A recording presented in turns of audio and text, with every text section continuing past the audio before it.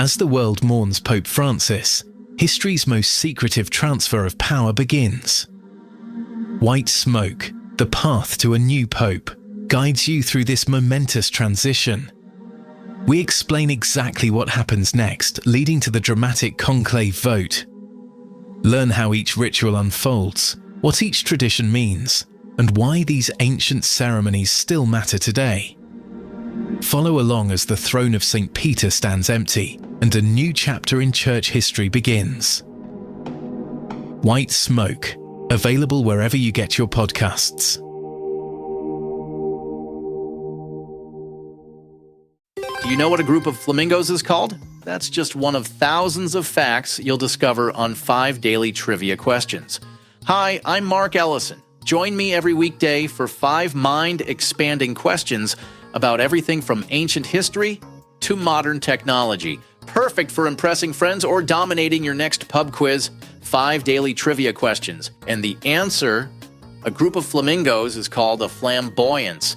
5 daily trivia questions.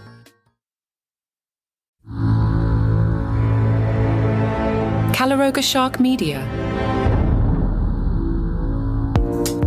Hey there, I'm Johnny Mac with 5 good news stories. Has it been cold enough for you? Yikes. Well, the Minnesota Ice Festival has set a Guinness World Record. It is the largest ice maze, 18,148.88 square feet. The ice maze features 8-foot-high walls and multiple twists and turns. They stole the record away from Buffalo. They had an ice maze, a little small one, only 13,000 square feet. That record back in 2010. Robbie is the founder and CEO of Minnesota Ice. He said they started working on this thing back on December 1st. Gravel and plywood were spread across the field at TCO Stadium to protect the turf. The maze was completed on January 4th. Ice sculptures and lights were then installed prior to a visit from the Guinness World Records adjudicator. Robbie hopes the ice maze will run through February 16th, depending on the weather. It's been a cold winter. You should be okay. Taylor lives in Canton, North Carolina, near hard-hit Asheville, North Carolina. Remember the storms last fall? Taylor was searching through debris along the river, hoping to recover some things from her friend's house. Taylor was searching along the river, hoping to recover some things from her friend's house, which had been completely destroyed. As they sifted through the debris, they kept finding photographs that had survived the elements thanks to waterproof glossy paper. Taylor told CBS, "It was a photo of a beloved dog. I found a wedding photo of a bride hugging somebody. You take photos because you have a moment you want to remember, and so they just all seem special." Taylor decided to use Instagram to reunite families with the photographs. She says being able to have that moment where you hand something so special to somebody and then also give them a hug because they've likely lost their entire home in this situation. It's such a privilege to have an insight into this moment in their lives through these photographs and be able to give them back to them. She says she'll sometimes mail the photos to the families if they've left the area, but if there's an opportunity to hand deliver them, she prefers that.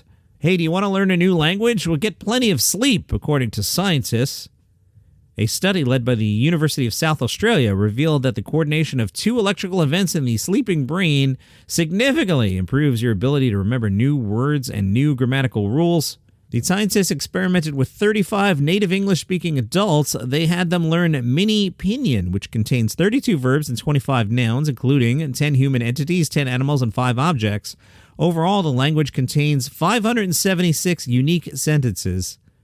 The language is based on Mandarin, but has similar grammatical rules to English. Half the participants learned Mini Pinyin in the morning and then returned in the evening to have their memory tested. The other half learned in the evening and then slept in the lab overnight. Their brain activity was recorded. The results show that the act of sleeping significantly aided in the learning of a new language. That's fascinating. In Britain, a stroke left a woman with an Italian accent and an ability to speak Italian despite having never visited Italy. She's 58. She was unresponsive one night, unable to talk. They brought her to the hospital. The 58-year-old was there for 9 days after doctors discovered she had suffered a stroke.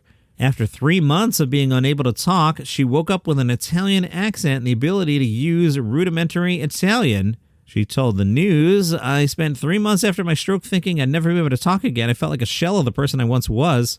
A nurse came to my hospital bed to do a routine check, and completely out of the blue, I just started speaking. She looked shocked.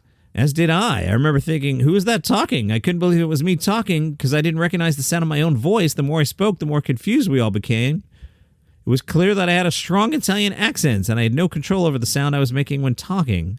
Without realizing, I'll say an Italian word mid-conversation, which is the Italian word for what I'm trying to say in English. I have no idea what I'm going to do about it. My brain just converts the English word into Italian. Doctors have diagnosed her with foreign accent syndrome, the term first coined in 1982 by H.A. Whitaker, who explained that the condition is clearly related to central nervous system damage. While rare, well over 100 cases have been reported. White smoke. The path to a new pope explores humanity's most elaborate and secretive transfer of power, a process now unfolding following the death of Pope Francis.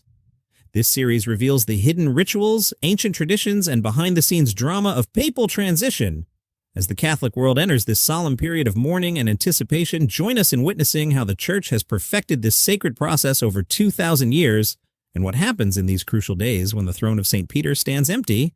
White Smoke brings listeners inside the conclave that will determine who will succeed Pope Francis and lead the Church into its next chapter. White Smoke, wherever you get your podcasts. You can get this podcast completely ad-free right now. If you're on Apple, just click the banner that says Uninterrupted Listening, and you'll get your first month free. If you use Spotify or other podcast players, go to caloroga.com/plus. It's just $5 a month, and you'll get access to over 20 premium shows with no interruptions.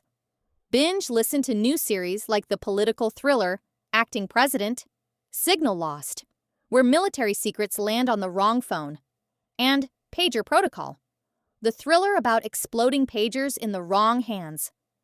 Plus, enjoy daily shows like Palace Intrigue about the royal family, daily comedy news, and 5 daily trivia questions to test your knowledge, and White Smoke, taking you behind the scenes at what's happening right now at the Vatican. You also get all our hot shows like 5 good news stories. Enjoy your favorite content without any ad breaks. Remember, Apple users click the uninterrupted listening banner for your free first month, and everyone else head to caloroga.com/plus. Get ad-free listening today. Yeah, this one's a little embarrassing. Gotta tell you, a man was forced to tweet for help when he got locked in a department store after falling asleep in a massage chair. Yeah, he fell asleep in a store. When he woke up, the shop was empty.